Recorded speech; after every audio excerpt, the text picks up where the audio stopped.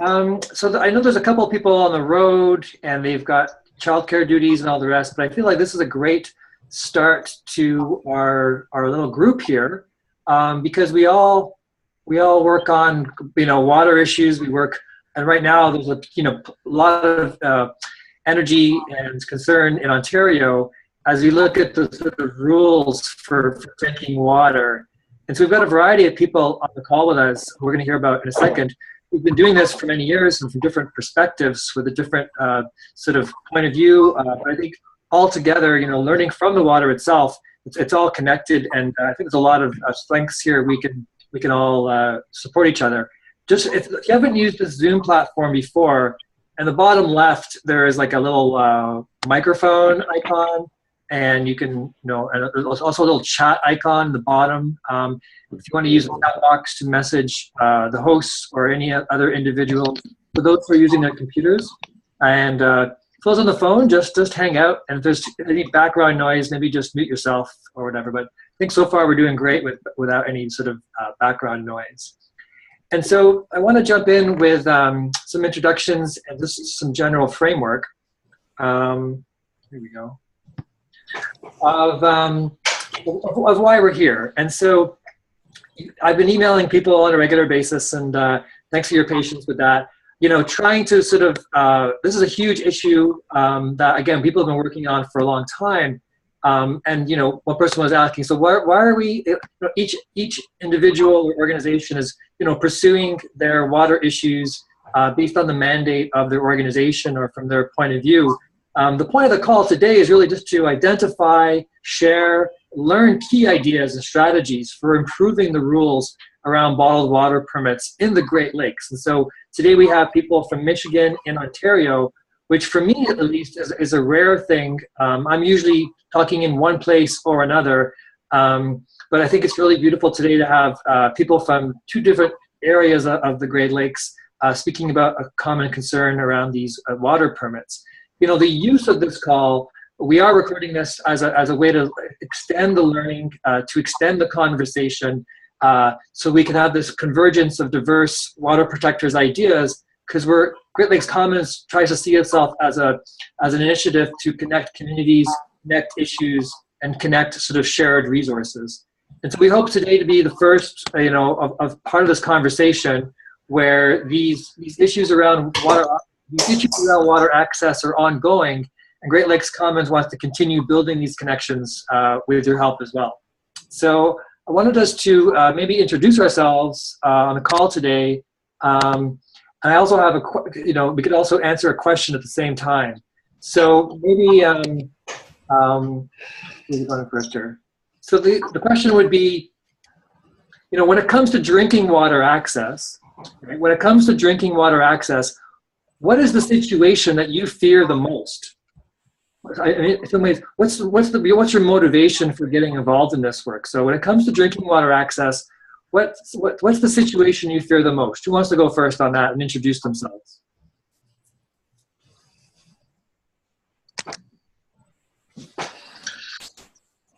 Well, I could give it a try.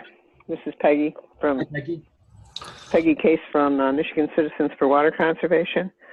And I would say there's really two things that we fear the most.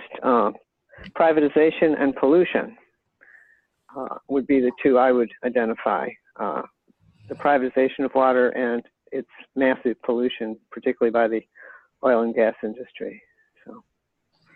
And we have been battling Nestle for many years, since 2000, and find ourselves back in the same place in some ways that we were when we won a court case against Nestle.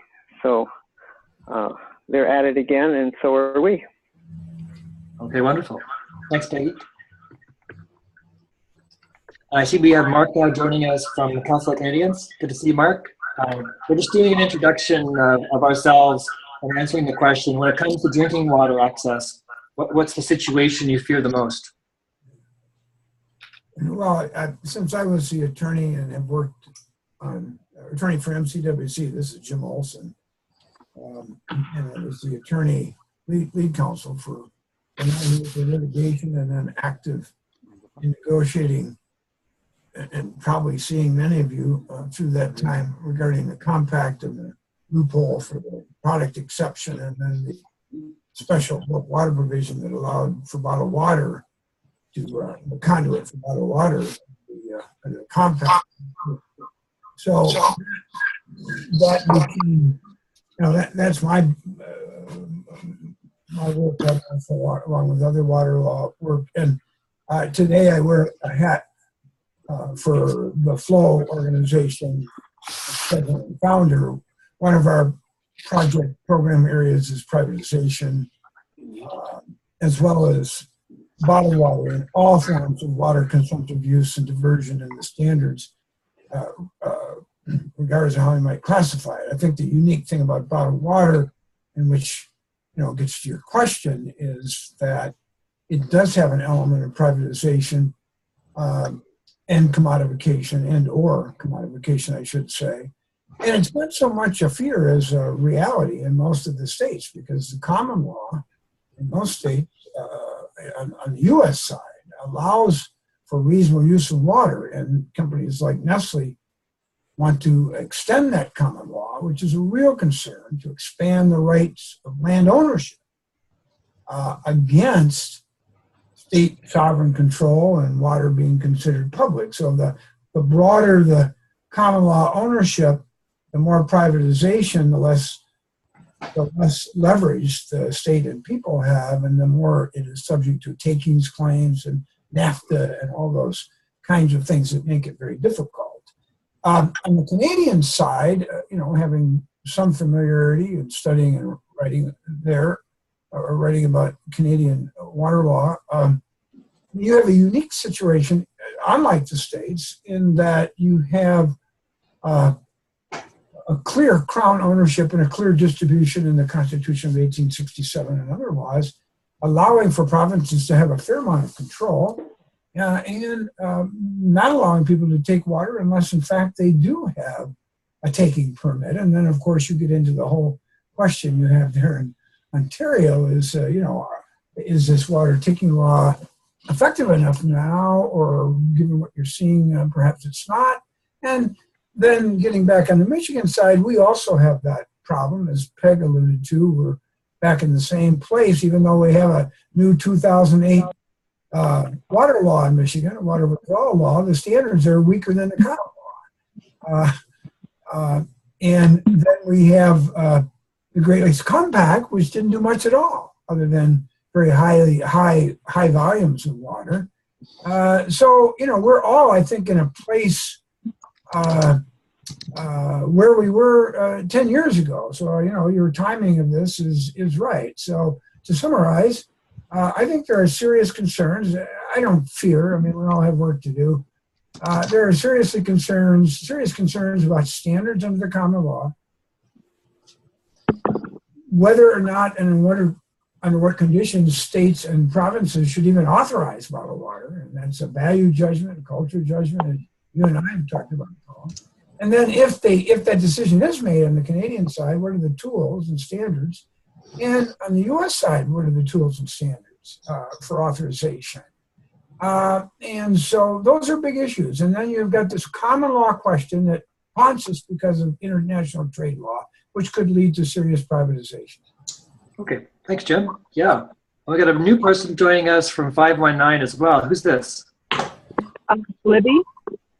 Oh, hi, Libby. Great. Okay, great. We're just doing introductions, Libby, and we're also answering the question. So far, Peggy and Jim have both introduced themselves from Michigan to the question, when it comes to drinking water access, what is the situation you fear the most?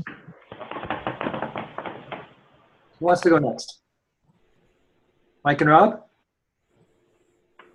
I'll Mark? I'll go next if somebody else doesn't want to. Sorry, I was putting my hand up there, but you couldn't see it. Quickly, for the Council of Canadians, in Ontario, what we've, I would say privatization, yes, as we've seen firsthand in Ontario with the Walkerton incident, what happens with privatization and deregulation.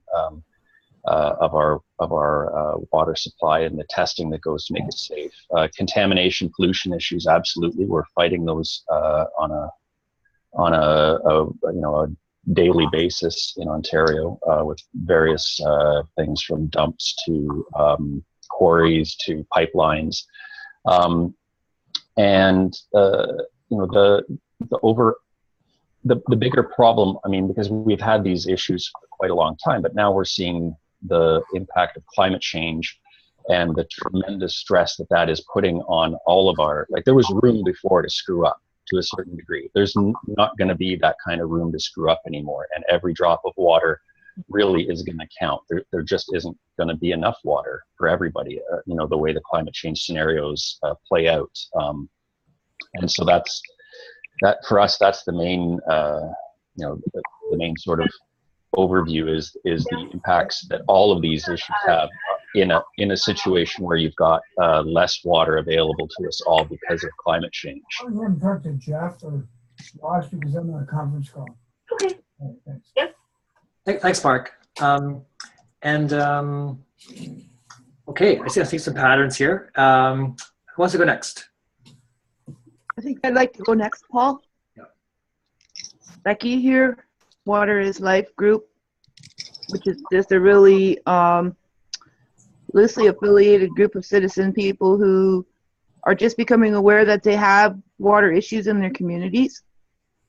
And so we try to assist them on their learning curves and things like that. And then we have more experienced members like Libby, who has been working with SaveOurWater.ca and Wellington Water Watchers to keep Nestle out of their community. So we're just basically a moral support group. But I'm living on a First Nation, and we're under a water advisory, like many First Nations are. And what happens is most of our people buy water at the local grocery store in bottles, single-serving bottles, and bring it home by the case. And I think that that's what's happening on many First Nations where there isn't good water. And when I've been thinking about it, I've been so opposed to bottled water companies, but that is the only thing that's available for many of our First Nations at this point in time. I wish sometimes that we would be able to know just exactly how much profit Nestle has made off the water that they've been taking, because I don't even know how historically long they've been at it. But if we are successful in imposing a moratorium, that is going to leave a lot of First Nations communities without some sort of source of drinking water. And it's bad enough that right now they can't use it for washing dishes or having a bath and stuff like that. So I'm kind of questioning. I have questions more than I did before. Okay, thanks, Becky. Hopefully we got some more introductions and a couple more questions for everybody in the group to share as well. So hopefully we can get those questions answered. Who wants to go next? Yeah, Sherry. Yeah, we're answering the question. When it comes to drinking water access, what is the situation you fear most? Well, I think I echo some of the statements that have been made, and I guess the first element and the first sort of concern or fear is a very practical sense, the loss of inadequate water quantity through the consumptive loss, and then the impacts as well on the natural systems when we're starting to change. I know we're talking groundwater, but I think some of these permits are coming out of surface water as well, so we're impacting the natural variability of some of the systems, and my experience with some of the permitting processes too, and I'll speak to that in a minute, leaves some questions there. So there's that practical sense. But I think the second area is... Sorry, did you mention who you were? Sorry. My name's Sherry Longboat. I'm assistant professor at the University of Guelph in School of Environmental Design and Rural Development. I'm also a Haudenosaunee Mohawk from Six Nations, and I work with the Haudenosaunee Confederacy Chiefs Council and do some advisory work for the Haudenosaunee Development Institute. So I'm sort of wearing two hats, but I come here today as mainly just an interested participant involved in trying to protect the water. So thank you. I forgot that. So the first element was the practical. The second was the process. Just the approach that's being taken. We know that we need to do some reviewing and revising of the existing gaps in our water allocation systems and our governance systems. But I fear we're placing them in the same sort of conceptual way of policy design that we've always done. We're just revamping it. There'll probably be an economic component added onto it, but it's failing to really address a need for an integrated approach between the feds, the provinces, the municipalities. Our waters are interconnected. These jurisdictions need to be, and it goes back to the sense that we don't have this overall arching national water strategy or something that embodies in our constitution the right to healthy water, the right to the environment, the right to nature, so that governments then are forced to work within this. Right now, I have fear we're going to come up with this new economic approach that balances economy, but puts that up higher than probably social and environmental justice and well-being. And the third element, and it was brought forward too, this whole concept of the Indigenous rights and where communities are involved. And I know at Six Nations we have a water treatment plant that services maybe a quarter of the community, but the other 3/4 cannot access drinking water and is relying on cisterns or relying on water being transported in or bottled water. So clearly there's a need for that, but my fear is often for some, well, I think we have enough, we can begin to manage how many sources of extraction we have, because there's a true need that people will need water. But I hope that we begin to look at these systems, and my fear is that we're just, again, to summarize, there's going to be those practical considerations of inadequate water quantity, effects on the natural systems and human systems. But as well, then are we just going to sort of tweak this in another way without beginning to address some of these uncertainties and recognize the need just to shift our way of approaching water? So that'd be it. Lots of good food for thought there. Thanks so much, Sherry. And I guess I'll also introduce myself. So just for those who, we got some Libby's here, as we mentioned. I'm Paul Baines. I've been with the Great Lakes Commons for a couple of years. I've probably met all of you even face-to-face. No, I haven't met Peggy face-to-face or Dave, but I've been involved with this. And I wanted to go next because I really wanted to echo part of what Sherry was saying, that I fear that we're going to just tweak the permit. As we know, this permit system is 30 years old and was started before bottled water was even around. And so I'm trying to think, well, we should be thinking at least 30 years down the road of what we're going to need in place, not just for Ontario, but for the Great Lakes as a whole. And these issues of equity, for me, come up a lot. I thought Valerie is hopefully still good joining us from the Detroit People's Water Board. I just watched an hour-and-a-half documentary about what's been going on in Detroit. I thought I knew what was going on the last 4 years in Detroit. I had no idea the interconnections between, federal and state austerity projects with corruption and media bias, and basically just getting people out of their homes. And this is a huge issue of equity that I've been sort of like struggling with, in which I'll go to a water conference, people will talk about water access and the problems that happened in Toledo a couple of years ago because Lake Erie was so polluted. And so these water quality issues are so important. But the issues of Flint, Michigan, and Detroit, in which they're right next to clean water, they just can't access it because of the infrastructure investment and the privatization of it as well. And so I fear that we're going to be changing one thing and losing something else. And so I'm really glad we can dig a bit deeper today. Who wants to go next?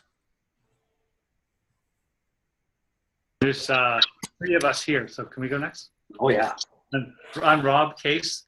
It's nice to meet a Peggy Case. I never meet people with the same last name as me.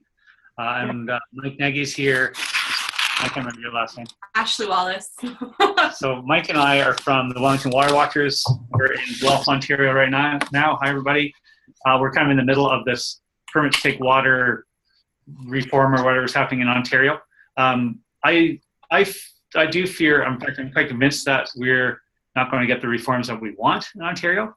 But I think we can't miss this opportunity right now to push it as hard and as far as we can. The government is set up to make some changes, and we've got to really push them on that. And I'm interested in this conversation really to get past that, because for me, I'm not speaking on behalf of the organization, but for me, I think it's the question of commodification and related scarcity in an economic sense. You know, the scarcity among abundance, where who gets access to the water in the long run? Is it going to be available to us, the commoners, or is it going to be rarefied by those who claim to own it? And I think you see that slippery slope happening with privatization around Detroit and municipal services and other places, but also through this water bottling bullshit that's going on here.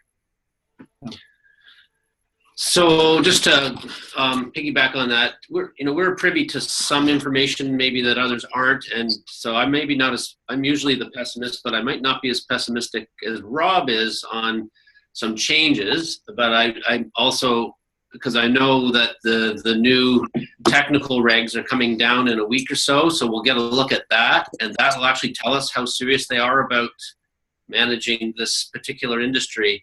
But and we're working really hard, like around the clock on this file. But really, the proof in the pudding is going to be in the eating. I'm getting kind of practical in my answer here.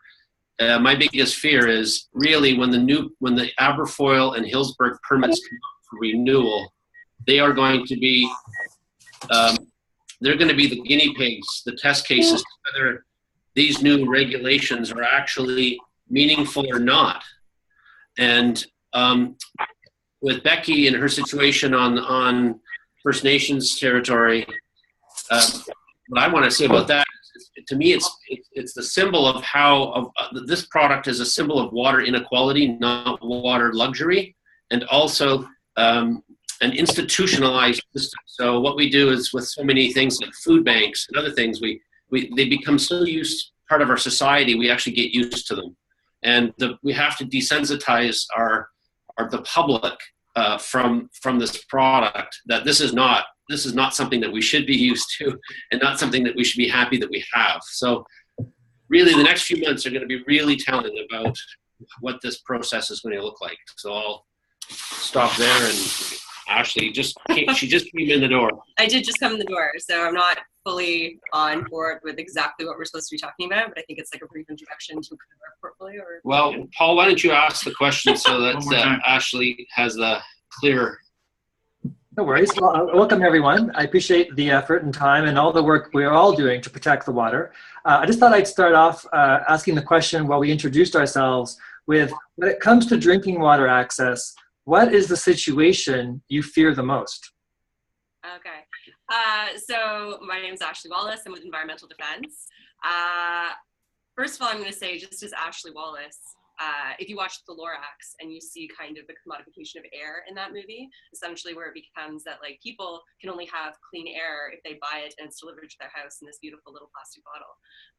And I think I fear that we're going in the same direction with water, especially when we don't take particularly good care of our freshwater resources, suggests that we don't really care if we can get good, clean, reliable drinking water from our tap. What we really care about is making sure that it's available in a bottle so that people who have the money to buy it can, which is obviously just incredibly messed up priorities. More with my environmental defense hat on, I think we are particularly concerned about the amount of waste that comes from packaged water, and the idea that, you're commodifying a human right, which is water. You're packaging it, and then that waste in itself becomes another factor that impacts water quality in the Great Lakes region. So we're kind of using this moment to leverage a campaign we have to put a deposit on plastic bottles that would also simultaneously generate revenue to help clean up the Great Lakes. So that's kind of like where we're at in this conversation. And I'm speaking at Guelph City Council tonight. Yes. Ashley, that's why I'm in Guelph. Ashley's delegating tonight. Thanks all three of you. Great. Let's move this way. Okay. Who wants to go next? We've got Becky, we've got Libby, we've got Dave. Go ahead. Yes, Stacey, yep. I'm Stacey. I started doing water through some academic work I was doing at York University, and it grew into water activist and advocacy work, and eventually landed with Water is Life and as an Indigenous ally in water. my concern about the moratorium on the PTTW is not very much different than Sherry's, in that I'm really worried that the government is just utilizing this to make this an economic issue, versus really having any concern for water as a source. It's a source to me, it's not a resource to me. I don't like the word "re" in front of source for water. I think we have to, I would propose putting out there that we always call it a source. Water is not resourced for anything. It's not taken and altered and then used. It's used in its truest form for commodification and privatization. And I just think it's all wrong that we're calling it a resource in the first place. But I'm afraid that the government is using this time to figure out profits and who's going to benefit greater from the current taking system, where that water money is going to go, and how can we get more money from it. That's kind of the long and short of it from where I stand politically. As an Indigenous ally, I really think that I just heard Becky speak on bottled water being used to supply Indigenous folks of these lands with water that they have every right to. And I'd hate to see it that bottled water become that source of water for them. And it's a bigger picture of better supply of that source to Indigenous people, not bottled water supplies to those people or to Indigenous folks of this land. I think that when we're doing this, that water is more than just a human right. And I think that makes water too small. Water is a right, period, beyond you and I as humans.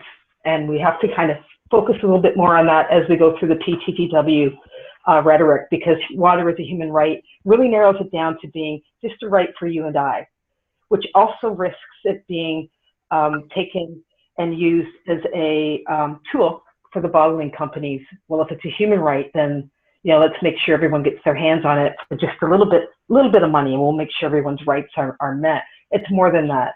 It's a source. It's a common source, Paul. We want to use the word commons for all of life. And I'm really worried about what this process is going to do to all of that thinking that goes on inside of my head, and really to our Indigenous people. That's where I stand. Thanks, Stacey. Libby or Dave, you want to say who you are and say hi to everybody? Hi. This is Dave. I'll just say I'm going to defer to all the experts here. My purpose in listening in on the call, and I appreciate the opportunity, is to sort of plumb this issue for possible story ideas that we can report on. I think it's a really important issue, and it's great to have so many expert minds in one place. So I'm just gonna, if you don't mind, I'm just going to sit back quietly and listen, and then probably offline get back in touch with some folks to pursue stories about this, because I lead a public radio reporting effort to increase reporting on the Great Lakes, and this is one of the important issues we want to dive into. So in the future, you'll be, I'm sure, hearing from our folks more. But again, thanks for letting me participate. Thanks, Dave. I'm glad you could join us from Great Lakes today is one of the sources of that. And we're going to hear from Libby in a second, but I want to give a heads up on our next question. I wanted everyone to speak to the question, what knowledge are we and or the government missing to make good bottled water policy? So what knowledge are we missing, or what knowledge is the government missing to make good bottled water policy? So Libby, do you want to introduce yourself and talk about what motivates you? Okay, I'm Libby Carlaw, and I'm representing Save Our Water today, but I also do work with Wellington Water Watchers and Water's Life Coalition. Water Watch has been a great mentoring organization, and we've learned a lot from them, and we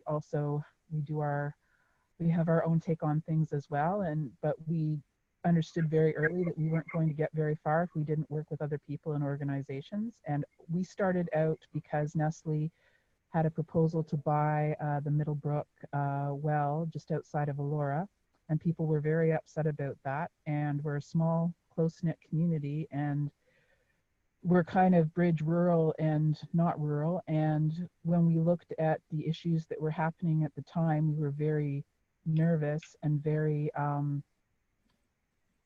really upset about what the consequences could be, and also that the limited tools that we had to really address this with our municipal council, our county council, with the province, with our MPs at the federal level.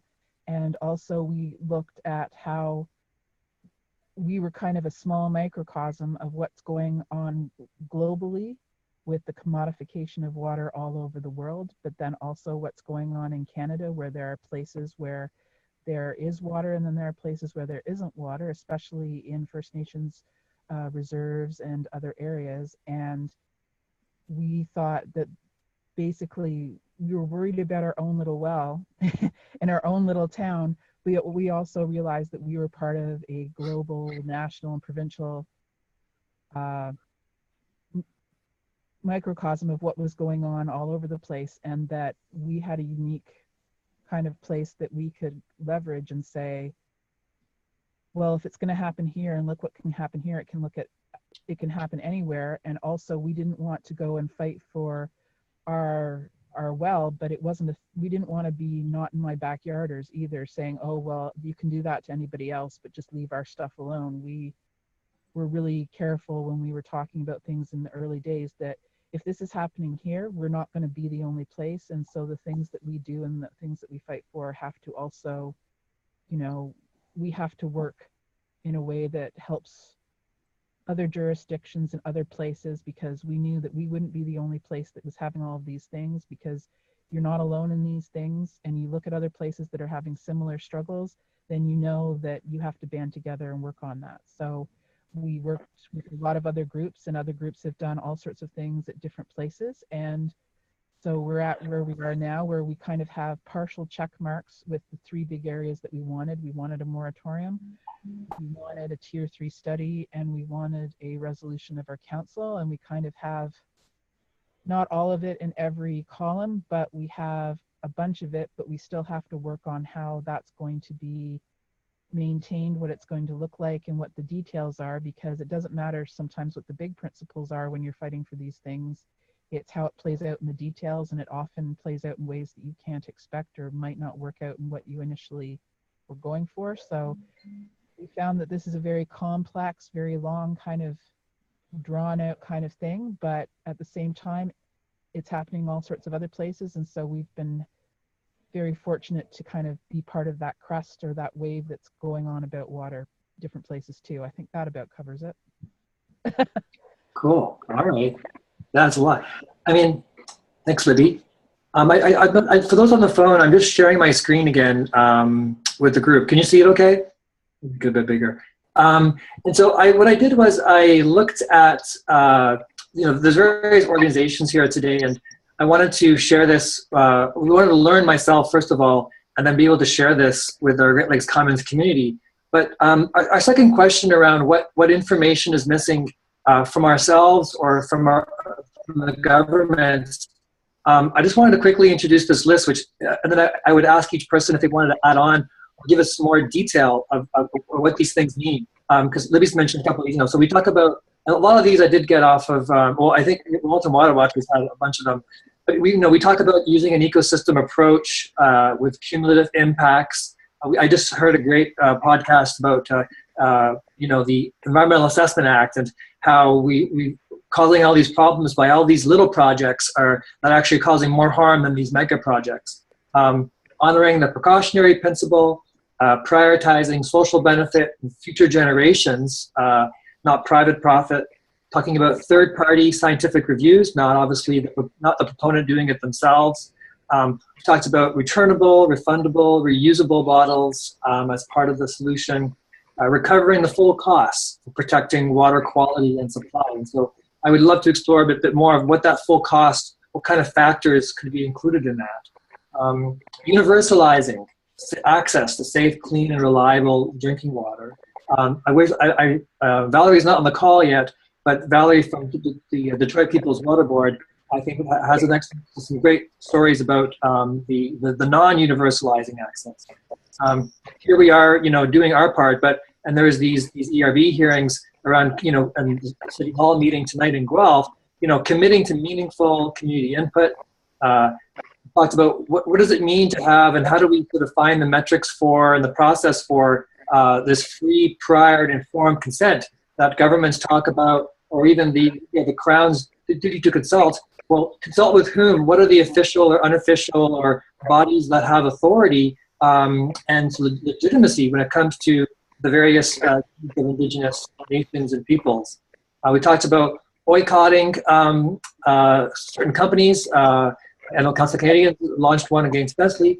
So using that as a tactic, banning water exports has been an issue when it comes to trade issues, looking at the sort of virtual or non-virtual forms of water exporting. And then, looking at this idea of all the embodied water in the various goods that we have. The Great Lakes is like a $8 trillion trading zone, which, as far as I know, there's no one tracking the water footprint of any of that trade. And so I wanted to open it up to the group around what other information or any sort of further details so that we could, make better decisions when it comes to this, either for make better decisions as individuals, as part of organizations, or what information do our governments need to know about? Who wants to go first on that one? Paul?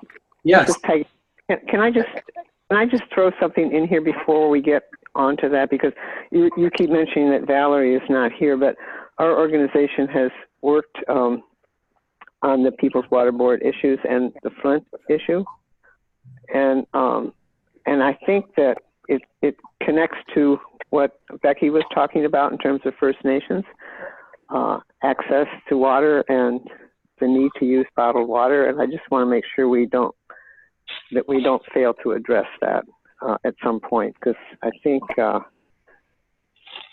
those are, and the fact that the people in Detroit don't have water and the people in Flint don't have clean water, but Nestle's able to pull almost 1 million gallons per day out of aquifers and sell it for a profit is a disconnect that I think needs to be addressed in some way. So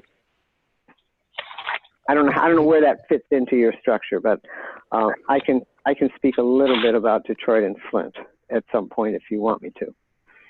Perfect. Yeah, I mean, I also, Michael Moore did a great top 10 things that you probably haven't heard about Detroit, and I think there's been some good reporting, but I'm not sure how mainstream that reporting has been around what's been going on. So I'll open it up to the group around what are some things that perhaps the rest of us need to know more about, or what questions do you have that potentially somebody else on this call could help answer?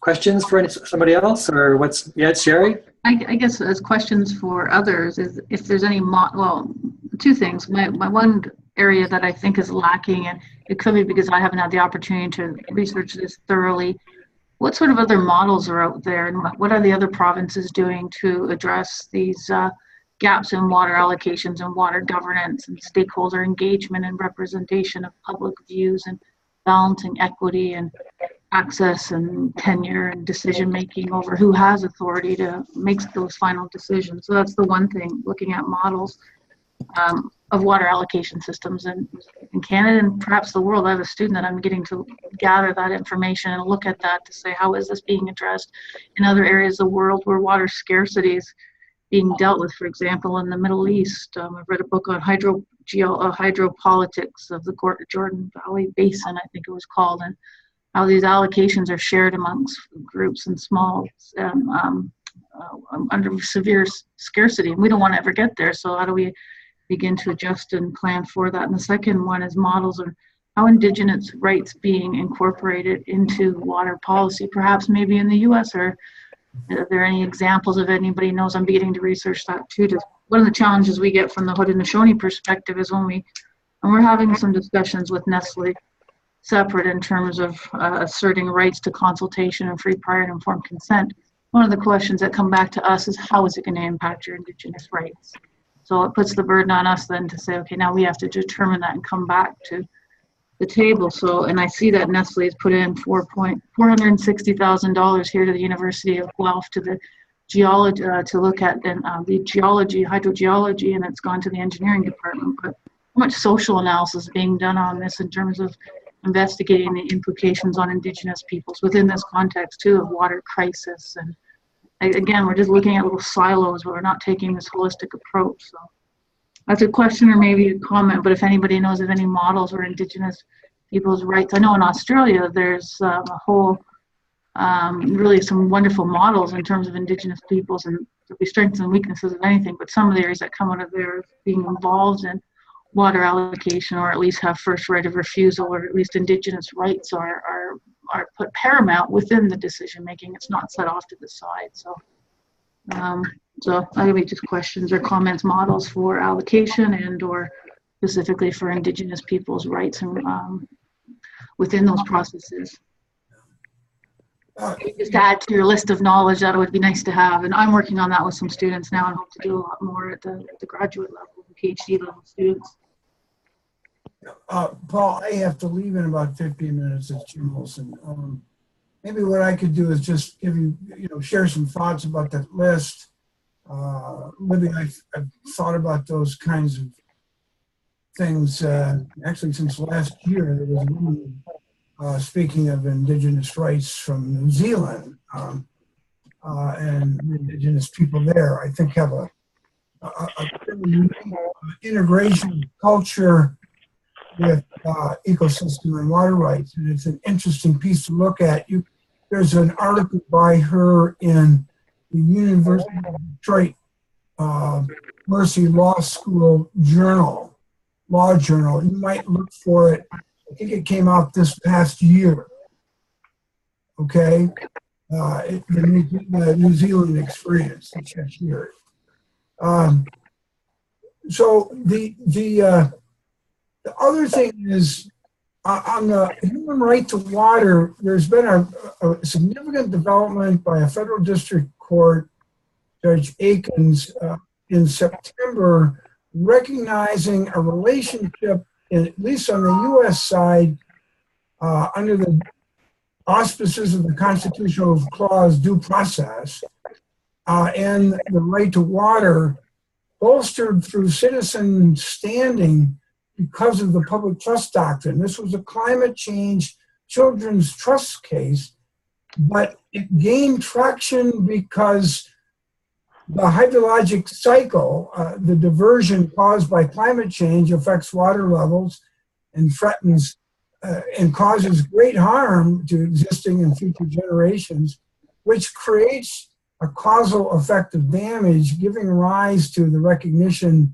of citizen rights to protect the human right to water. So it's a very significant decision. It will have great implications for a contrary decision in the Sixth Circuit this year, arising out of the Detroit Water Board human right to water case, where the court rejected the idea. Actually, the court wouldn't even look at the idea. It allowed the city to file bankruptcy and shield itself from any due process claim or public trust claims, which I think insulated itself in a way that they can just commit, injustice and governmental wrongs and exceed their constitutional authority and escape liability. So big implications. The other thing. Jim, one second, Jim. So the New Zealand example, there's a chat box. If you're reading from an article or a link, you could post that in the chat box. I'm getting a question here on the chat box regarding the reference to the New Zealand example. I gave you all I can tell you is it's a 2016 article in the University of Detroit Law School Law Journal. Regarding New Zealand's... Yeah, it's a whole series of Great Lakes water issue. It's a symposium of Great Lakes water issues. Okay. One of the speakers shared the cultural element of water and custom. And it seems to me that that's what Libby was raising in terms of models and looking at ways to look at how you get at not only indigenous people, but all of us. The idea that somebody said about resource. Yeah, water fundamentally is not a resource. It never has been. It's an economic overlay after it's been legally authorized by the consent of the culture, the custom. So you have to really be careful about, how the framework of these things start and get narrowed down to, uses here and resources here and allocations here. So I think a big topic for this list is the very structure and framework at which you go at water, justice, ecosystem kinds of issues. It's a very important fundamental question because you can lose a lot if you don't get that right. You're going to be, all of us are already under a lot of difficulty because of the compact loophole and a lot of things that came down prior to this discussion. So that's this framework approach with understanding the commons, the custom, the rights of indigenous people, the culture, and just what does it take to get to a point where somebody like Nestle actually has a right to get a taking permit to begin with. And that it doesn't become part of the resource equation until society legally and properly authorizes it. So that's a big question to me. The list, I think the framework list should have commons and public trust framework and principle tied to custom and some of the ideas of the indigenous First Nation people. There needs to be an integration of that and a very good, frank discussion of that in some form at some point.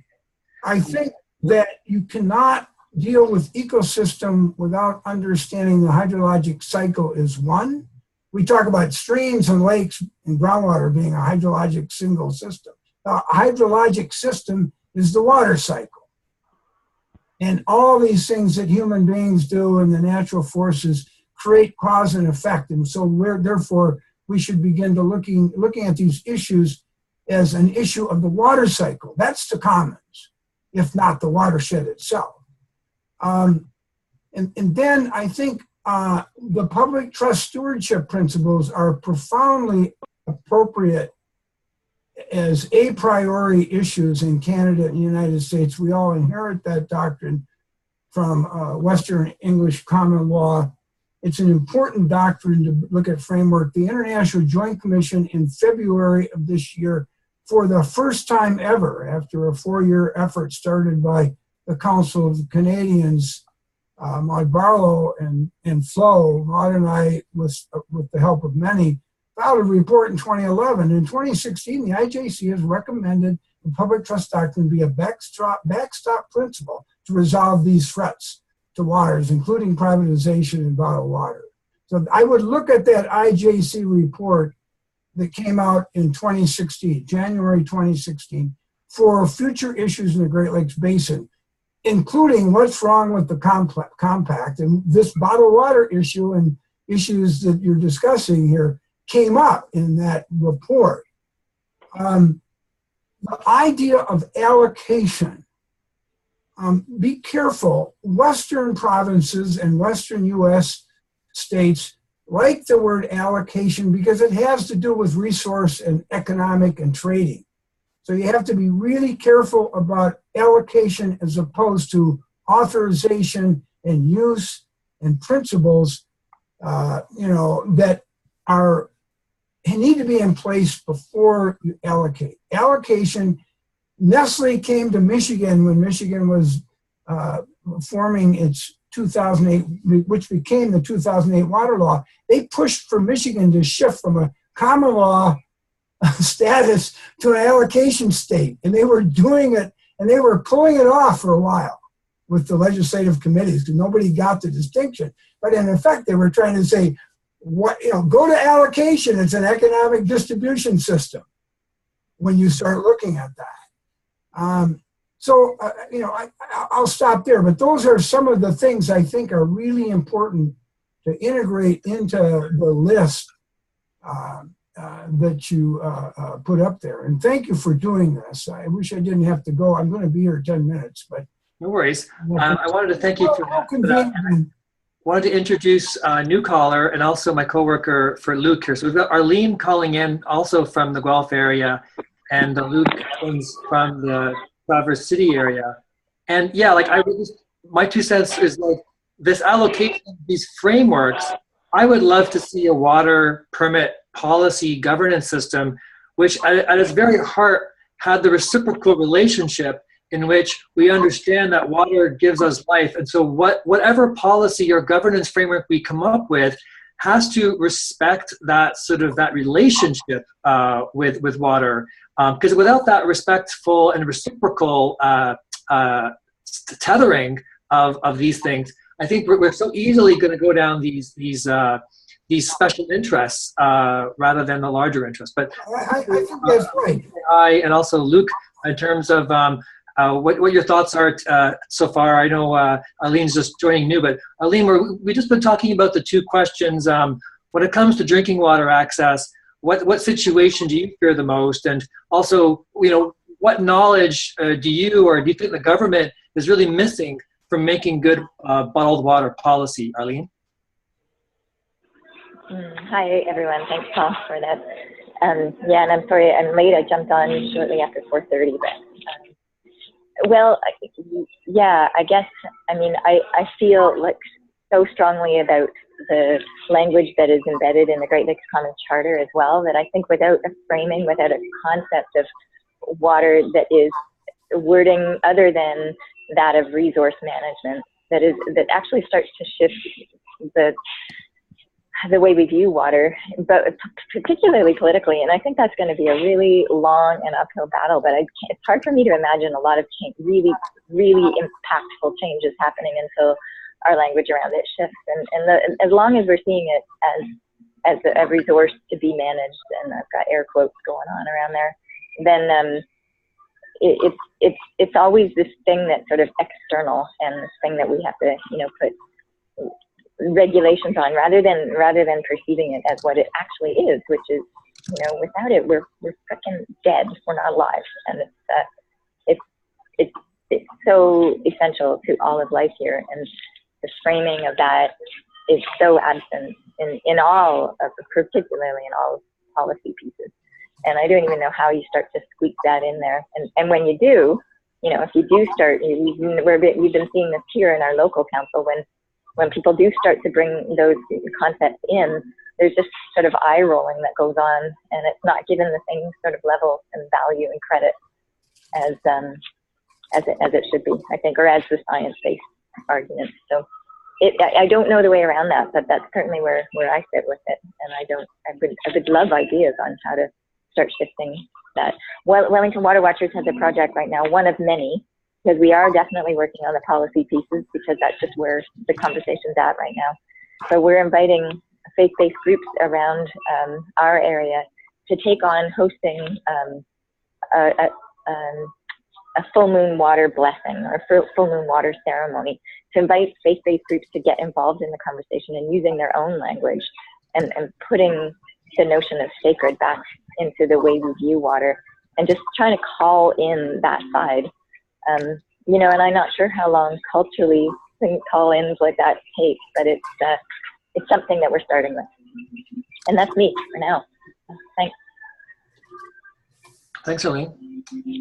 And I know some folks can't stay until 5:30, but I do want to give Luke a chance to introduce himself and just put out a couple of ideas. Sure. Thanks, Paul. I'm Luke Evans. I've been with Great Lakes Commons since June of 2016, so relatively new, but I've been working with Paul pretty much daily on these kind of issues, and appreciate everybody's time for being here. We are recording this, and we'll have that posted within the next couple of days. In terms of water, I was really struck by the story that Becky told at the beginning about the bringing in bottled water to the reservation. I think that speaks to this idea of undervalued clean water, or water in general, both by consumers and by the governments, whether it's a native government or a state government or province or federal government. And so I think to important aspects are funding for infrastructure of clean water, and also political will of making sure that this is important in our political systems, and that the right resources are spent on water, and not using water as a resource, but using resources to fix water. So I guess I'll leave it there and let other people pick up on that. I think Mark had a quick comment about maybe we're not missing so much information after all. Thanks. That was a great line. Using resources to fix water instead of treating water as a resource. I'm gonna steal that, I think. So the point I just wanted to make, as far as like what the government is maybe missing, doesn't have the information. It's just about it's really about political will. In Ontario, they have, I think, all the information they really need. I mean, they know that they need to go get better groundwater data, et cetera, et cetera. They've known this for decades. It's willful ignorance on their part, because if they don't have the information, or if they can rely on the proponent's information, then they don't have to make a decision that is unpopular with the proponent, with the business community. And so, it's important to push on regulation as much as possible. But I mean, in Ontario, there already is regulation, good regulation, that isn't being used by the Ontario government across every aspect of environmental protection, not just water and permits to take water. So the political will aspect is really key, and that's one of the big reasons that we are so concerned about bottled water. Is it's the thin edge of the wedge. It's a gateway issue, like a gateway drug to greater water issues. If you can convince somebody that bottled water is stupid and that they shouldn't buy it anymore, and people shouldn't be allowed to bottle it and sell it like that, individual consumer bottles of water, then those people are also, they're much more easy to convince that you shouldn't privatize your water treatment plants. That's why I mean it's a thin edge of the wedge. So, like it's much easier to convince them of all the other issues around water if we use bottled water first. So, and for our boycott, it's a boycott against single-serving bottled water. It's not like the big sort of Culligan delivery for people like on First Nations who get a lot of their water that way. I don't have any hope that bottled water in single-serving containers is going to be banned anytime ever in Ontario, but it's a reasonable ask, and it opens that conversation. I think that's the important part. Mm-hmm. Thanks, Mark. Well, the boycott idea, maybe we can get into our last question around, what are some of the most effective or even the most needed efforts to create better water taking rules? And so I know there's various campaigns that are in the works from folks here on the call, but focusing in on what's most effective, or I'd even be controversial to say maybe even most or most needed. Maybe what's most needed isn't what's most effective, but what types of things do you find could be shared across the Great Lakes to have the best water taking rules in the world? I know we haven't heard from everybody as much, so if Libby or Becky or Stacy or I see Rob and the gang are back, love to hear a bit from everybody if we can. Well, I was hoping that we could... So Libby had her hand up, I think. One second. Oh, okay. Sorry. Well, Libby muted. Okay. Libby? Oh, yes. Should I go? That was a hand, right? Yep. Oh, sure. Okay. Sorry. Anyway, well, what we found with our local council is that part of it was that they just didn't know, and that the huge amount of stuff that they have to go through and the money that's there to spend to do studies or look at the different pieces, they try to limit whatever's looked at as closely as possible, because to expand anything leads to a cost, or it leads to timeline problems.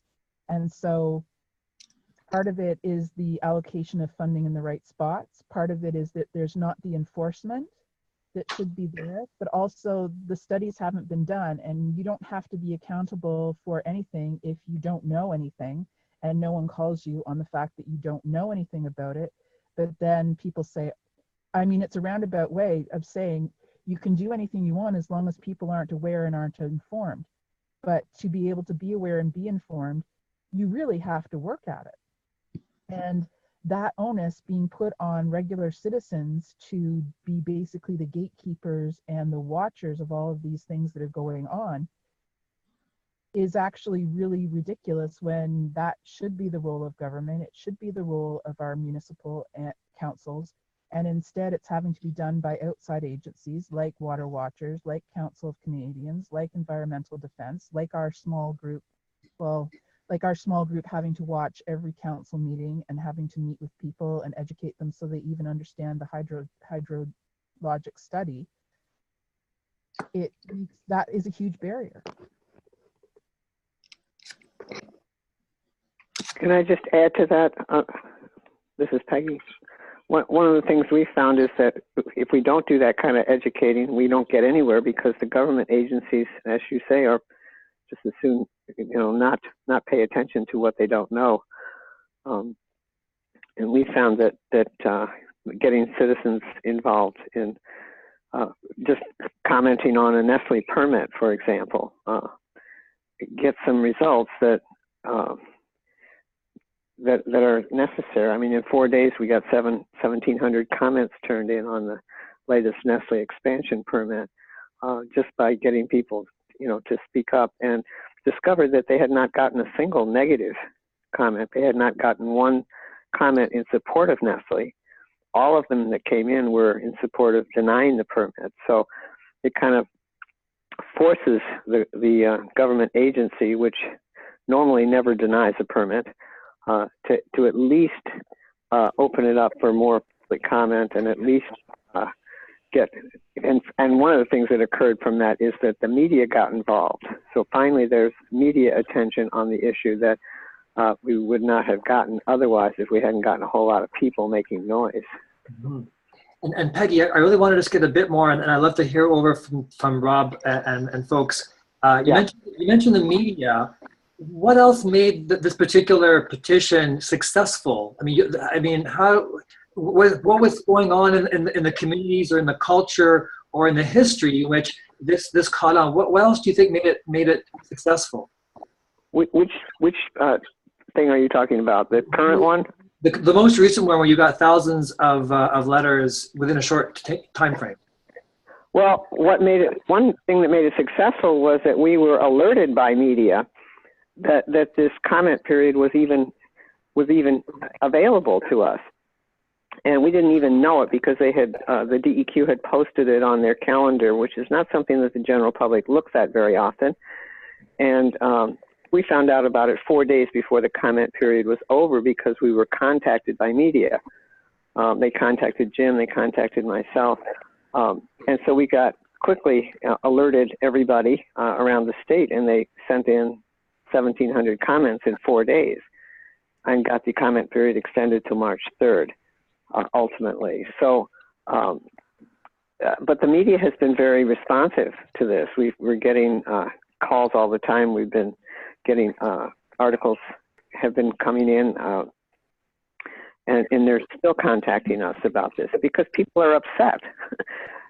But somehow they had to know that this was happening, or they wouldn't have been able to even act on it. So, and then we have people on the ground in the place where the expansion permit is being asked for, who are just busy tearing the permit apart because it's full of all kinds of flaws. So, but getting that media involved early on was very valuable. Wonderful. And was that mainstream media or alternative media or community media? The first one that contacted us was MLive, which is an online media outlet, Garrison Ellison. We have the Metro Times. We have public radio. We have the Detroit News. Numerous. Some are alternative, but most of them are mainstream media.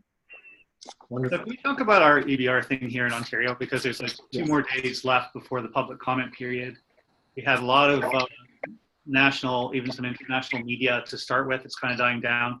And I would be interested to know if there's a way we can all work together, even if you're not in Ontario, to stimulate networks to make sure we get people writing into this thing and final. I mean, this more general conversation is really good for a future, but we're kind of running out of time here on this particular opening. And Peggy was saying, you know, people didn't know about it and they didn't write in, and let's not make sure that doesn't happen now, because there's only a couple of days left, and it seems to me the further we can push legislation in one jurisdiction around the Great Lakes, the better it is for setting precedent for other jurisdictions, and one can play off the other. So I don't know if people have, or people are on that, they're pushing their people to sign on to the EBR. I'm not sure if, for example, the Council of Canadians has had some profile around the boycott. I haven't really seen much around the EBR response. I'm just curious if there are ways that people can get on board with this thing, or what people's thoughts are about that. Yeah. Stacey's got a hand up. I think we have to go heavy on social media with that link. As the next 2 days come up, I mean, I've shared it on Twitter, I've shared it on Facebook, I've shared it in many different places, and it does get shared. And I think that if everyone were to participate in getting that out there through social media over the next 48 hours, it's critical. And make it a link that's as easy as possible for someone to click on and comment, click on and comment. But I think that we have to flood that comment section. Do you post as an individual, or you're supposed to with the group, or how would I've done both. I've posted with Water is Life. I posted in the GMON Collective. I've posted on my personal page. Anywhere I possibly can reach people, I put the link there. I'm gonna look you up so that there's some, so I can borrow your stuff and pass around too. Okay, I'll repost the link again. It was in the Water is Life. It was pinned for a while. We can repin it there. Awesome. Yeah, that's something that was very important for us too, was the social media. Mm-hmm. And we just gave people some talking points and put out a little short thing that people spread all over the place on Facebook. And if we can get it tweeted out there, push it on Twitter. If more of us can follow one another and get it pushed around a little bit on Twitter. Quick question for Dave. I know, Dave, you wanted to listen more than speak, but isn't there a person in Toronto, you said, who writes for Great Lakes Today? Or any thoughts, Dave, on how your media contacts can help with this latest, even though the publication itself maybe is more based in the US, you know, you do cover Canadian stories, Dave. So can we get this this petition, this EBR public comment period more in the sources that you know of, Dave? Yeah, we definitely are interested in Canadian issues. We have a freelancer in Toronto who writes for us, and certainly, you know, the issues with the Great Lakes don't really matter when it comes to national boundaries. It's a problem for the lake, not for Canada or the United States, and that's the way I look at it. So, we would like to have even more contacts with the Canadian media, and I've been trying to build them with the CBC and others. Naturally, we have better connections with the United States public radio stations because it's more of a network under the NPR umbrella. So it's a little bit easier to share content, but it's not something that I would like to see stop at the border. Especially being in Buffalo, where, you know, I'm just like a long driver and 3-iron across to Canada, basically. Totally. Thanks so much for your support and perspective, Dave. Any last thoughts on this question of, you know, outreach, you know, improving people's literacy around the rules so they feel like they can respond in a meaningful way, in a timely way? Maybe other questions we may have for each other. A few folks did have to leave. We do have about 15 minutes left for those who can stay on until 5:30. Like to sort of maximize our time to have that sort of cross issue, cross group sort of dialogue around how we can work together and make the most of this, especially with these sort of shorter time frames, but while also preparing for the longer game as well. I think Rob had an idea. Well, just a minor comment actually that Save Our Water and Wellington Water Watchers both have sort of talking points about the EDR and links to all the relevant stuff on our website. So it's Save Our Water, Save Our Wellington Water Watchers.ca. There's information there to help you to help others pick up terms and phrases and concepts to put into their submissions to the EDR. So just as long as people are aware of that, that's all. Yeah. Sherry, what's your media, your outreach? I mean, you're a university teacher. Do you find some of these issues of interest to students, or how would you make these very sort of, in some ways, complex rules, cultural layers, economic layers, these systems approach? What are some good ways of teaching this to 19-year-olds or to just the average person who cares about water, but really feels like the experts, it's up to them, and you know, we're just put up with it. Unmuting. There we go. I was just unmuting. I'm fortunate because I'm working with graduate students, so a lot of the information is self-directed, but I am working with and teaching water resources in January, and a lot of the work is case-based and problem solving, where they're doing their own discovery, and we're looking at the Nestle as a case and coming up with some different potential solutions. But it's through the work that we're doing and that you're doing through here of just raising awareness to different perspectives and views, and being able to have the students critically analyze the impacts of some of these policy decisions, analyzing the past policy, looking at their future, and then making some informed decisions themselves. In terms of some of my media outreach, we did do tried to reach out to the Aboriginal community through the Turtle Island News, who did a piece on the relationship between Nestle and the permits to take water, and the Six Nations in terms of lack of consultation or engagement. And so there was some interest in that area, but I think some of the more general approaches that are done by reaching out just on an individual basis by putting comment is about the best thing we can do right now. And I ask those people that do have an opportunity to advocate to remind in their advocacy that there is a role or requirement to engage and consult with the Indigenous communities, because then it strengthens that from that end as well, and it strengthens our ability from the community end to see that there's a unity of respect for the rights. And then from our end, from the Haudenosaunee perspective, we're trying to get Nestle to engage in a consultation process, and they've yet to do that. So we're hoping that at some point can be a process that they'll be required to engage in to see the impacts, and then we can start doing some more informed decision making from our end as well to see the impacts of some of these decisions, because we frankly can't make an informed decision either. So. Libby, was that a link for? Sorry, Paul. Libby, would you raise your hand? It's kind of dark over there, Libby. Did you have a question or a comment? I didn't have my hand up. Keep going. Okay. Sorry. I'm not sure on Stacy's question, but if it's not, maybe she will read my mind. But I'm really curious for Sherry, following the idea, like, you know, who should the Crown be consulting? Is it, you know, the federally recognized, you know, First Nations? Is it, you know, the traditional governance system? What level of or what does the consent or the sort of the duty, how is that duty formalized from the Crown's perspective? Because for this water taking process, the province is the Crown as the party. I haven't found or haven't heard, I'm pretty ignorant around what that duty involves. Well, right now, and that the challenge becomes the struggle between the traditional confederacy and the elected council. So I can't speak on behalf of elected chief and council. I work for the hereditary council, but from the hereditary council perspective, there have been recognized treaty rights from 1701 Nanfin Treaty that requires under the Declaration of Rights of Indigenous Peoples and just consultation, duty to consult within Canada, requirement to engage. From our perspective in the community, there's a formal engagement process that proponents are required to enter into. That then begins a process for us internally to begin assessing those impacts.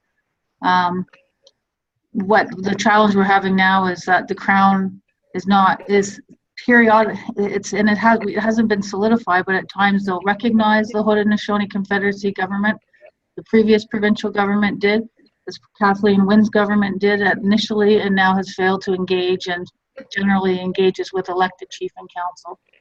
But the assertion from the community, from at least the chief's perspective, is we never ceded our government, we never chose the elected system, and it's not representative of the Haudenosaunee people, nor is it representative of 1701 treaty rights as the rights holders to have those decisions. So there's sort of two views. In either way, and from my understanding and how it works, consultation so far has been through the Grand River Notification Protocol. So I'll get a copy of every permit that comes through to Six Nations.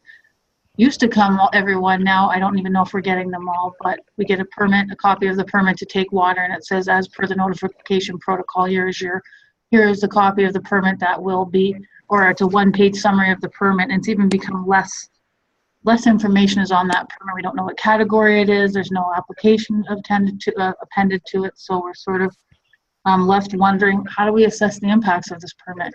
And then it's just notification, so it's not formal engagement. So the Haudenosaunee have developed a framework, and while Nestle will say they've reached out, it's usually through an email saying, if you want more information, we're happy to bring it to you. And we're saying we have a process. Our rights say that you have to engage in our process. It's not about just giving. Until that comes, we're not coming to the table, we're not commenting, we're saying this is the process. And at least that's the perspective I get from the chiefs. I give them some technical information, and that's the perspective.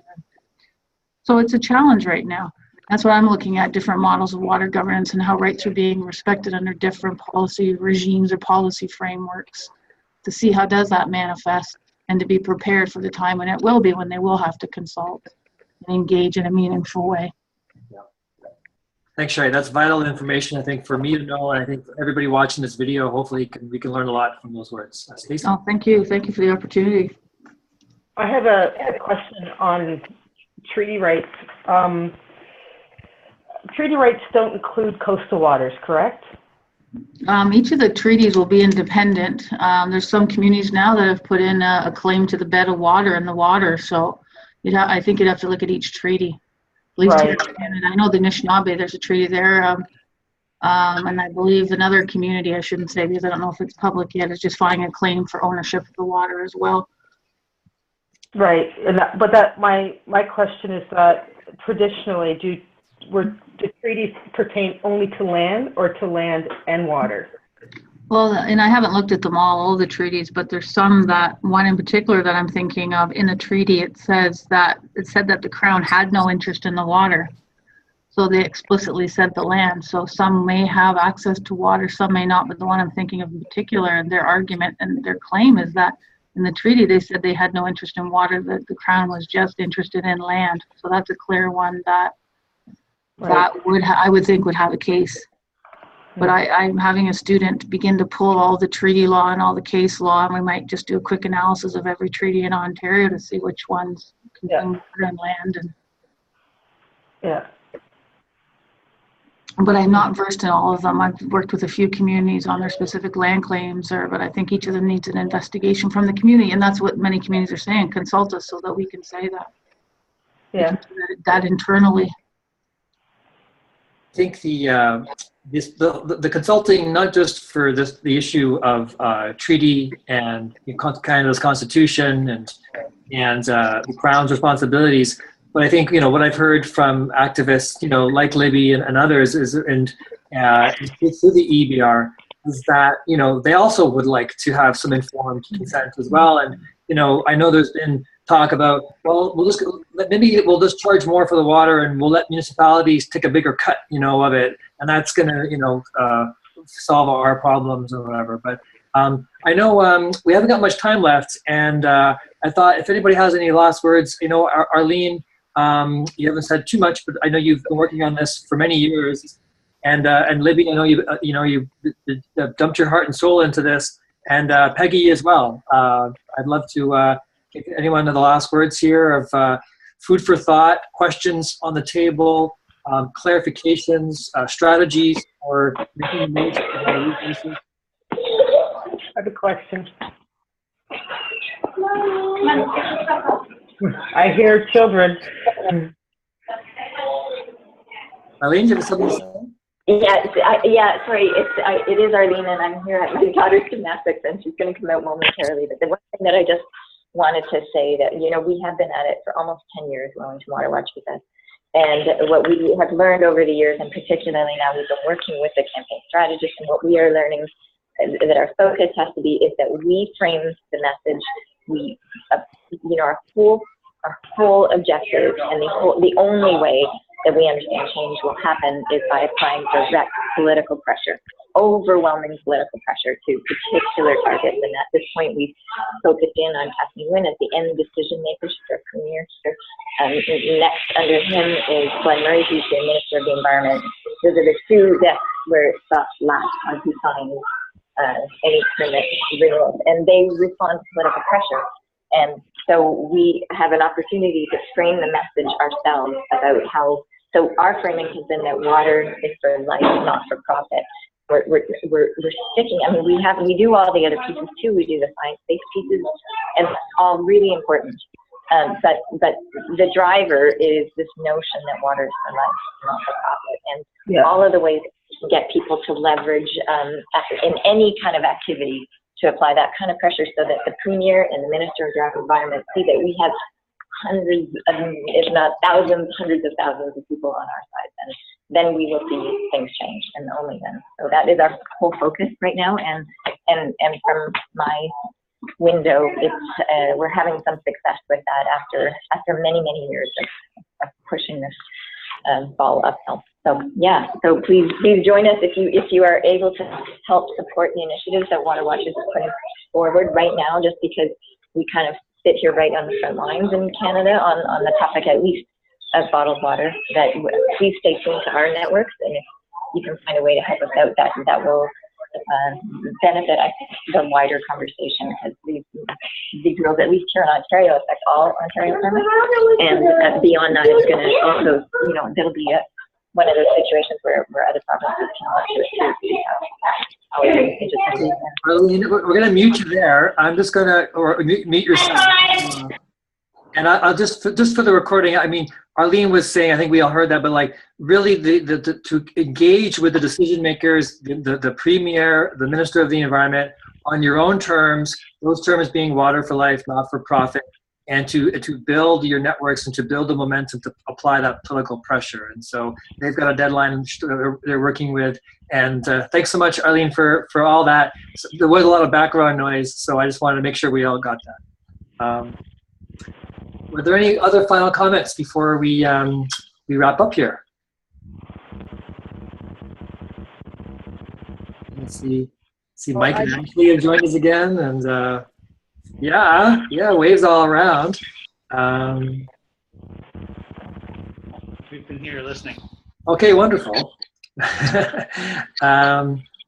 Well, I would just ask people to take a look at our website, which is safemiwater.org, which we're in the process of improving it to some extent, but it has a lot of historical documents on there under water policy that might be useful to you. I know the laws are different in Michigan and in Canada, but some of the underlying principles that we are operating from are the same. So if it's helpful, there might be some useful information there. We're busy working on strategy right now for how to deal with the current situation with Nestle, but we've wandered off into other things in the last few years, like fracking and water shutoffs and Flint pollution and injection wells and things like that. So we're trying to kind of bring it all around. Yeah. Put it all in a bigger picture. Thanks so much for joining, Peggy. I mean, I think I know there's a deadline coming up in Ontario regarding a bottled water permit moratorium, but I think the whole access to water and the permitting of water for all kinds of industries, you know, really should be part of the discussion, because we could be devoting all of our time towards bottled water, and then which watchdog groups are there regarding, you know, fracking and for, you know, other uses, you know, industrial agriculture. There's just not enough of, you know, unless the rules are written in a way activists and organizers don't have the resources to work across all of these various issues. And if we get the rules right for all the industries, not just all the water, we can focus on holding governments accountable, or even potentially changing some of the decision makers. So it's not just the government making the decisions. Maybe it's other nations, indigenous nations, making the decisions. And so, either holding those currently in power accountable, or even maybe trying to shift who makes those decisions and holding them accountable, and supporting them in that accountability, and looking at all of these issues across the board. And I will follow up with Valerie, and I'll be writing a blog post about this, really to include the ideas that, looking at Detroit as an example, which Peggy, you could speak to as well, that if municipalities, can do what they want around their permit to take water, in terms of selling their permit to Coke and to Pepsi, like they do in Mississauga and in Brampton, or denying their own residents access to drinking water, even though they're on a Great Lake. I think municipalities and their permits to take water could also be another rich discussion for critique and for some proactive ideas around what does the next 30 years look like, or 50 years look like, when it comes to permit to take water rules.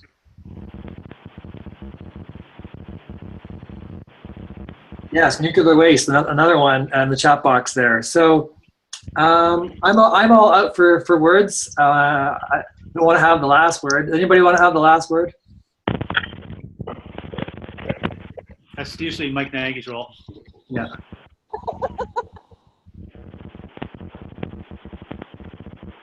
There's some feedback going on, I think, with Stacy. Nope.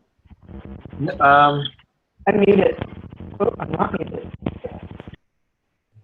Mike, did you have some last words, or Becky? Are you still on? Yeah, Becky, you're always good for last words, Becky. Okay, just push that EBR. Really, just push. I agree with Stacy. We've got to really just social media the next 48 hours. We have our AGM tomorrow night, and we haven't even submitted the Wellington Water Watchers full comments yet. We'll probably do that Wednesday morning. I think it expires actually Wednesday night, not December 1st. Perfect. I'll need that deadline myself for my own submission. Thanks, Mike. And we will, Great Lakes Commons will push as well. Becky, any last words? No, Sure. just thank you. And I really appreciate another meeting like this, as soon as we can all arrange it. Thank you, Paul. No worries. Thank you all. Thank you all very much. Thanks, everyone. I really appreciate it. And we'll keep in touch. Okay. Bye-bye. Night. Night. We are water. Love water.